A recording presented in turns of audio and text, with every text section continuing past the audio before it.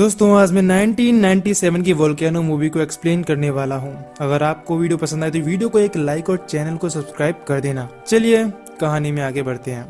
तो कहानी की शुरुआत एक आम दिन से होती है जहाँ सभी लोग नॉर्मल तरीके से अपने दिन में बिजी थे। इधर हम माइक को देखते हैं। वो इमरजेंसी मैनेजमेंट में काम करता है और अभी वो अपनी बेटी कैली के लिए खाना बना रहा है और वो कैली को अपना खाना लेकर जाने को कहता है। कैली जवाब देती है, डैड मैं नहीं खा रही। इधर जल्दीबाजी में प्लेट से कुछ खाना गिर जाता है और माइक अपने डॉग मैक्स को उसे खाने को कहता है। अब सीन चेंज होता है और हम हॉस्पिटल का सीन देखते हैं जहाँ जल्दी साइड हटो बोलते हुए इस स्ट्रेचर पर किसी को लेकर जा रहे होते हैं। इलाज करते वक्त एक भूकंप आता है लेकिन तभी शांत हो जाता है। इस भूकंप का मैग्नीट्यूड 9.14 रिकॉर्ड किया जाता है। इधर भूकंप के आने से माइक बीच हॉलीडे में ऑफिस के लिए निकलने लगता है। कैली कहती है, आपने एक हफ्ते को ऑफ लेने को कहा था, उसका क्या हुआ? माइक कैली को समझाने लगता है कि मेरा जाना जरूरी है, शहर में भूकंप आ रहे हैं, मेरी वहाँ जरूरत है। दरअसल माइक एक इमरजेंसी डिपार्टमेंट का सदस्य है। अब कैली चिड़चिड़ी होकर कहती है, जाओ, और वैसे भी मैं अब 13 साल की हूँ, मैं अपना ध्यान खुद ही रख लूंगी।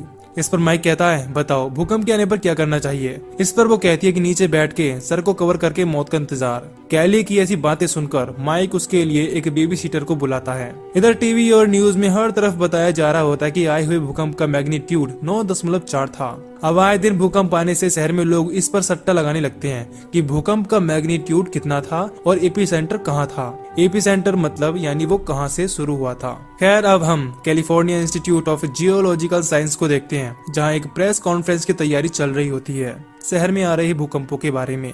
इस कॉन्फ्रेंस में बताया जाता है कि इस भूकंप की एपिसेंटर पेंडेल नाम का शहर था जहां से इसकी शुरुआत हुई। दूसरी तरफ हम ऑफिस ऑफ इमरजेंसी मैनेजमेंट को देखते हैं जहां माइक काम करता था और वो अपनी हॉलीडेज पूरी होने से पहले ही काम पर आ जाता है। यहाँ उसका दोस्त एमिट उसे भूकंप की डिटेल्स देता है। इधर शहर में मैकआर्थर पार्क के पास कुछ कंस्ट्रक्शन वर्कर्स का पुलिस ऑफिसर से झगड़ा हो रहा होता है और अचानक वहाँ एक ब्लास्ट होता है और धुआं निकलने लगता है। इस इंसिडेंट की खबर मिलते ही माइक यहाँ आ जाता है और वो उस जगह को पास से जाकर देखने के लिए कहने लगता है। अब स्टैन भी वहीं आ जाता है जो शहर में ट्रेन के राउट को कंट्रोल करता है और माइक उसे शहर के नक्शा दिखाता है और कहता है कि हमें रेड लाइन टनल का कुछ हिस्सा शट डाउन करना होगा, इससे ट्रेन का आना जाना बंद होगा। स्टैन कहता है मगर वहाँ 5 फीट मोटी कंक्रीट की दीवार है, अगर कुछ खतरा भी होगा तो ट्रेन तक नहीं पहुँचेगा।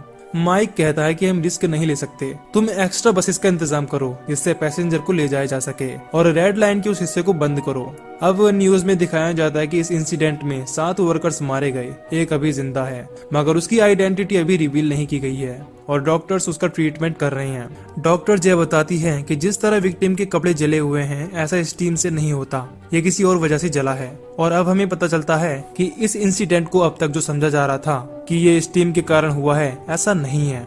इधर माइक एमिट से कह रहा होता है कि हमें अंदर जाकर देखना चाहिए कि वर्कर्स आखिर मरे कैसे। एमिट उसे रोकता है मगर माइक नहीं मानता और वो अपने एक साथी के साथ पानी के गटर के अंदर जाता है ताकि वो जांच कर सके। अंदर जाते ही वो देखते हैं कि अंदर बहुत ही ज्यादा गर्मी है। इधर एमिट को पुलिस चीफ का कॉल आता है कि माइक अंदर गया कैसे, ये जॉब उसकी नहीं है और चीफ काफी गुस्सा करता है। इधर माइक अपने साथी के साथ आगे जाते रहता है और उनकी टेम्परेचर रीडिंग्स लगातार बढ़ रही होती हैं। अब वो देखते हैं कि उनके सामने चूहे गर्मी के कारण मरे पड़े हैं और उनके प्लास्टिक ग्लव्स भी पिघलने लगते हैं। ये देखकर वो वहाँ से भागना शुरू कर देते हैं और जल्दी से बाहर आकर ढक्कन बंद कर देते हैं। बाहर आते ही माइक एमिट को कहता है कि जल्दी पार्क खाली कराओ और गैसोलीन और आसपास की रिफाइनरीज बंद कराओ। एक साइंटिस्ट को बुलाओ, किसी जियोलॉजिस्ट को जो हमें बता सके कि यहाँ क्या हो रहा है। इधर कैली को दिखाया जाता है, वो अपनी बेबी सीटर के साथ टीवी देख रही होती है। तभी माइक का कॉल आता है, वो पूछता है कि कैली कैसी है, मेरी उससे बात कराओ। फिर माइक अपनी बेटी से बात करता है और कहता है कि मैं जल्द ही आ जाऊंगा, तुम अपना ध्यान रखना। इधर ऑफिस में माइक का साथी बताता है कि अगर आसपास की गैस लाइन बंद कर देंगे तो करीब 10,000 लोगों को खाना नहीं मिल पाएगा। इसी बीच माइक की वाइफ वैनी का कॉल आता है। वो बहुत गुस्से में होती है और कहती है कि माइक तुम कितने लापरवाह हो, तुमने कैली को अकेले क्यों छोड़ा। अब कुछ देर बाद स्टैन मिस एमी बार्न्स को माइक के पास लाता है जो एक साइंटिस्ट है। माइक एमी से मैकआर्थर पार्क के नीचे क्या हो रहा है पूछने लगता है जहाँ वो वर्कर्स जलकर मरे थे। इसी बीच स्टैन कहता है चलो तुम करो डिस्कस, मैं चलता हूँ। और वो माइक से कहता है कि मैं ट्रेन्स नहीं रोकने वाला जब तक तुम्हें पक्के तौर पर पता नहीं चलता कि वहाँ नीचे कोई खतरा है या नहीं। अब अगले दिन माइक एमी के साथ मैकार्थर पार्क के पास होता है। एमी बताती है कि कल लेक के पानी का टेम्परेचर 62 था, आज 68 है। ये तेजी से बढ़ रहा है। माइक पूछता है तो इसका क्या मतलब हो सकता है। एमी कहती है कि दरअसल जमीन के नीचे टेक्टोनिक प्लेट्स में जब हलचल होती है तो उससे भूकंप आता है और कभी कभार इन प्लेट्स के बीच दरारों में से लावा निकलने लगता है। माइक ये सुनकर हंसने लगता है और कहता है तो तुम कह रही हो कि ये सब जमीन में लावा निकलने से हो रहा है, और वो वहाँ से हंसते हुए जाने लगता है। अब एमी माइक को रोकती है और कहती है कि तुम मुझे नीचे जाकर सैंपल लाने की परमिशन दो ताकि मैं डेटा कलेक्ट कर सकूं, और माइक इसके लिए मना कर देता है। अब एमी और उसके साथी तय करते हैं कि हम कल सुबह 4 बजे नीचे जाएंगे। तब तक पुलिस भी यहाँ नहीं आई होगी। इधर ट्रेन अपने शेड्यूल टाइम से चल रही होती है क्योंकि अभी तक स्टैन के पास कोई खतरे की खबर नहीं आई है। अब अगले दिन सुबह एमी अपनी फ्रेंड के साथ नीचे वाटर गटर में जाती है। नीचे जांच करते वक्त एमी की टॉर्च की बैटरी खत्म हो जाती है और उसकी दोस्त वहां दरार में से सैंपल ले रही होती है। अब सीन चेंज होता है और हम एलए से 66 माइल्स दूर मोजैन डिजर्ट को देखते हैं। अभी समय 5:14 होता है। अचानक से एक भूकंप आता है और पूरे शहर की लाइट चली जाती है। सब अपना बचाव करने लगते हैं। भूकंप के कारण रेड लाइन टनल की ट्रेन भी रुक जाती है। इधर वाटर गटर में एमी की साथी एक बहुत गहरी दरार में फिसलकर लटक जाती है और एमी उसे बाहर लाने की कोशिश कर रही होती है, मगर एक बहुत तेज आग की लपट आती है और उसकी दोस्त जल जाती है। एमी ये सब देख हैरान हो जाती है। इधर माइक के ऑफिस में भी आ रहे भूकंपों पर डिस्कशन शुरू हो जाता है। दूसरी ओर माइक कैली को कार में विल्सायर शहर से होते हुए ले जा रहा होता है। तभी रोड पे लगे सीवर के ढक्कन खुलने लगते हैं और उनसे स्टीम बाहर आता है और जमीन से आग निकलने लगती है। इधर ऑफिस से एमिट माइक को कॉल करके पूछता है कि वहाँ क्या हो रहा है। माइक बताता है कि यहाँ चारों ओर आग के गोले निकल रहे हैं। माइक कहता है तुम एमी को ढूंढो, उसने मुझे लावा के बारे में पहले भी कहा था, मैंने ही ध्यान नहीं दिया। पर एमिट का एमी से कोई संपर्क नहीं हो पाता। दूसरी ओर एमी वाटर गटर से बाहर आ जाती है और वो देखती है कि लेक का पानी बॉयल होना शुरू हो गया है। इधर ट्रेन कंट्रोल सेंटर में ट्रेन नंबर 4 का कोई पता नहीं चल पा रहा क्योंकि वो भूकंप की वजह से कहीं रुक गई है। स्टैन कहता है कि अगर कुछ और वक्त ट्रेन की खबर नहीं आती तो मैं वहां नीचे जाकर ट्रेन को देखने जाऊंगा। इधर विल्सायर शहर में हर तरफ आग लग चुकी होती है। एम्बुलेंस और वाटर टैंकर्स रोड पे जगह जगह दिख रहे होते हैं। इधर एमी आसमान से राख गिरते हुए देखती है। उधर माइक डॉक्टर जय को किसी की मदद करते देख अपनी गाड़ी रोक लेता है और फिर बाहर आकर फायर ट्रक में फंसे आदमी को निकालने जाता है, लेकिन तभी कुछ सेकंड्स के लिए सब शांत हो जाता है और फिर अचानक से जमीन तेजी से हिलने लगती है और पास की बिल्डिंग्स के गिलास फट जाते हैं और जमीन से लावा बाहर आने लगता है। कैली अब चारों ओर लावा देख कार से बाहर आ जाती है और डैड चिल्लाने लगती है। माइक वहां आकर कैली को वहां से बचाकर लाता है और कैली डॉक्टर जय के साथ उसे जाने को कहता है। वो कहता है कि कैली तुम्हें पैर में चोट आई है, तुम डॉक्टर जय के साथ जाओ और मुझे यहीं रुकना होगा, ये मेरी रिस्पॉन्सिबिलिटी है। अब लावा बहुत फैल जाता है और आसपास के घर जलने लगते हैं। सभी लोग काफी डर जाते हैं। इधर रास्ते में कैली कहती है कि इस आदमी के पैर से खून निकल रहा है, तो डॉक्टर कहती है कि कपड़े से उसका पैर दबाओ और कैली ऐसा ही करती है। दूसरी ओर एमिट का फोन आने पर माइक कहता है कि हमें वाटर टैंक चाहिए और सभी डॉक्टर को सनाई की तरफ भेजो क्योंकि वो जगह लावा के बहाव से उल्टी दिशा में है। इधर एमी भी अब यहाँ माइक के पास आ जाती है। वो कुछ वर्कर्स के साथ मिलके बस को धकेल रहे होते हैं ताकि लावा को निकालने का रास्ता बन सके। इसके लिए वो बस को धकेल कर उसके टायर फाड़ देते हैं ताकि वो आसानी से हिले ना। अब माइक और एमी एक आदमी को बेहोश देखते हैं। वो उसे उठाकर बाहर ले जाते वक्त खुद ही लावा से घिर जाते हैं। फिर क्रेन की मदद से वो तीनों बचकर वहाँ से निकलते हैं। दूसरी ओर रेड लाइन टनल में हम ट्रेन नंबर 4 को देखते हैं। ट्रेन के अंदर टेम्परेचर काफी तेजी से बढ़ रहा होता है। इतने में ड्राइवर देखता है कि सामने से बहुत सारा लावा ट्रेन की तरफ ही आ रहा है। इधर एमी माइक को बताती है कि अभी असली खतरा तो हमने देखा ही नहीं है, ये जितना दिख रहा है उससे करीब 10 गुना ज्यादा लावा जमीन के अंदर है। अब माइक ऑफिस फोन करके उन्हें कंक्रीट के डिवाइडर रेल्स भेजने को कहता है। तब तक वो रोड को खोदकर और गाड़ियां लगाकर आग को विल्सायर शहर में ही रखने की कोशिश करते हैं। इधर स्टैन अपनी टीम के साथ रेड लाइन टनल पहुंच जाता है। वो ट्रेन को अपने सामने देखते हैं। वहां जाकर जैसे ही वो ट्रेन का गेट खोलते हैं सभी यात्रियों को बेहोश देख वो शॉक हो जाते हैं। अब स्टैन की टीम का एक आदमी जिसका नाम पीट है वो कहता है कि स्टैन इधर आओ, देखो ट्रेन के नीचे लावा है। और वो सब अब सभी को जल्दी से जल्दी कंधों के सहारे बाहर लाने लगते हैं और स्टैन ड्राइवर को लेने आगे चला जाता है। दूसरी ओर सेदार सनाई में हॉस्पिटल पूरी तरह भरने के कारण मरीजों को पार्किंग में रखना पड़ता है।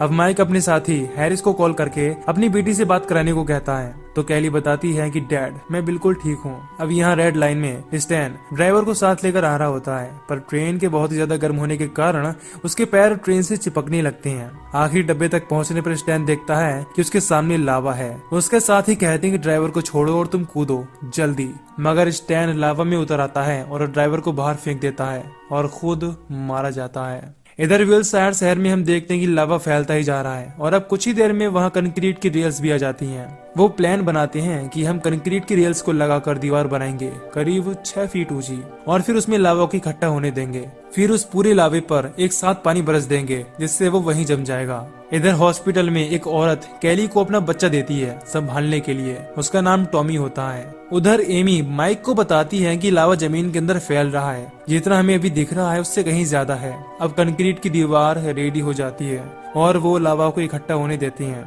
तब तक वो पानी छिड़कना बंद कर देते हैं। अब आसमान में हेलीकॉप्टर भी आ जाते हैं। धीरे धीरे लावा पूरी तरह भर जाता है और वो एक साथ उस पर हेलीकॉप्टर और फायर टैंक से पानी छिड़कने लगता है। इससे लावा जमना शुरू हो जाता है। दूसरी ओर एमी टनल में टेम्परेचर लेने आती है। वो देखती है कि हर सेकंड टनल का टेम्परेचर बढ़ रहा है और ये देखकर वो वहाँ से भागने लगती है। इधर विल्शायर में लावा के जमने से सभी बहुत खुश होते हैं। तभी माइक के पास एमी का कॉल आता है। वो बताती है कि टनल का टेम्परेचर असामान्य तरीके से बढ़ रहा है। अगर लावा यहाँ जमा है तो कहीं और गया होगा। अब माइक भी एमी के पास जाता है और वो वहाँ टनल में कैमरा रस्सी से बांधकर नीचे भेजते हैं ताकि वो जान सके अंदर लावा है या नहीं। अचानक से उन्हें बहुत तेज आता हुआ लावा दिखता है और वो वहाँ से साइड हट जाते हैं क्योंकि वो निकलकर बाहर आने वाला था। अब माइक पूछता है कि ये टनल कहाँ तक जाती है, तो उसे पता चलता है कि ये सनाई तक जाती है और वहीं उसकी बेटी कैली भी थी। उसे अपनी बेटी की फिक्र होने लगती है और वो दोनों अब गाड़ी में सनाई की तरफ निकल पड़ते हैं। माइक कॉल पे एमिट से कहता है कि सेडार सनाई को जल्दी से खाली कराओ, लावा उसी तरफ आ रहा है। अब वहां जाकर माइक कोशिश करता है कि टनल के जरिए लावा का रूट आगे तक बढ़ाया जा सके और वो सब इसे समंदर में गिरा दें, मगर ऐसा करने के लिए उनके पास वक्त नहीं होता। वो अब प्लान बनाते हैं कि हम बैनरली सेंटर नामक बिल्डिंग को धमाका करके बीच में गिरा देंगे। इससे लावा का रूट बदल जाएगा और वो समंदर की ओर निकल जाएगा। माइक एमी को कहता है कि तुम जाओ, मेरी बेटी कैली को ढूंढो, वो यहीं कहीं होगी, और उसकी एक तस्वीर भी उसे दे देता है। इधर कैली जिस बच्चे का ध्यान रख रही होती है वो कहीं मिल नहीं रहा होता, इसीलिए वो उसे ढूंढने लग जाती है। इधर उस बिल्डिंग को गिराने के लिए उसमें बम लगा दिए जाते हैं। अब तक थोड़ा बहुत लावा सनाई में आने लगता है जिससे लोग इधर उधर भागना शुरू कर देते हैं। अब एमी माइक की बेटी को ढूंढ रही होती है पर उससे वो कहीं नहीं दिखती।